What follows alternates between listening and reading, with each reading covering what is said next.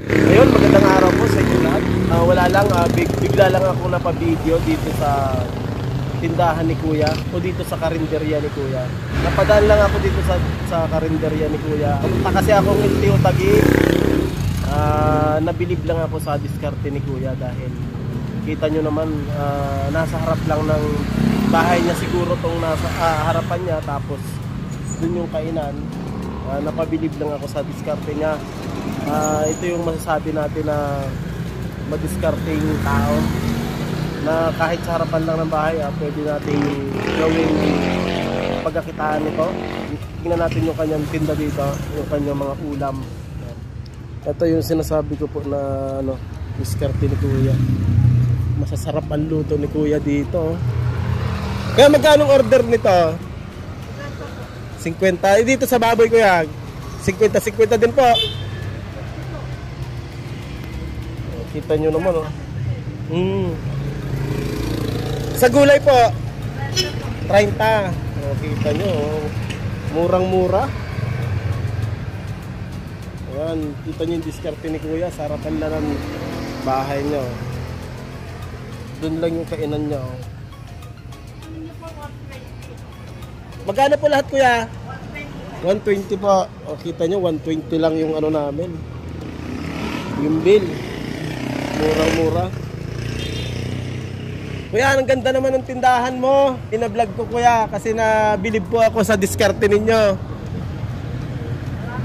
Oo, kita nyo, Kuya, sa harap lang. Ay, bahay po ninyo yan, Ito yung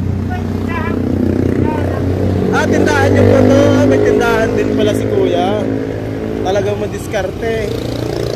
Kayo po ang nagluluto, Kuya? Misis ninyo. Oo. Na ano lang ako, Kuya, nabilib ako kasi pag hanggang tanghali lang po. Ubos mo na po kaagad yan. Oh. 1 o'clock. Anong lugar nga po ito, Kuya? Bonifacio. Upper Bikutan pa, no? Upper Bikutan. Ay, ano po ito? Central Bikutan. Oo. Ay, mayroon din po pala kayong ubos na. Puno kanina. Magkano naman po order ng ganito? 12 lang, Wala 7 lang, Wala na si Kuya ang tinda. Yung baka, Kuya, magkano sa beef? Ano pa? 60. Murang-mura. At saka napakasarap ng tinda ni Kuya, Ito, pag dumaan yung mga single dito, mga sasakyan, makakain dito. Ito, kumain yung kasama ko dahil mapunta kaming LTO, mag-re-renew kami ng lisensya. Yan nyo, ito, daan lang to. Pero dito yung kainan ni Kuya, magaling yung diskarte ni Kuya ang ginawa. I-video ko lang ito para i-share ko sa inyo. Para magkaroon tayo ng idea kay Kuya. Ayan. Kuya, salamat po. Salamat, maraming salamat. Anong pangalan mo, Kuya? Mario. Si Kuya Mario. Thank you, Kuya Mario, ha. Thank you.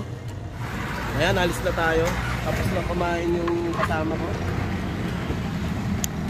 Diretso na tayo LTO.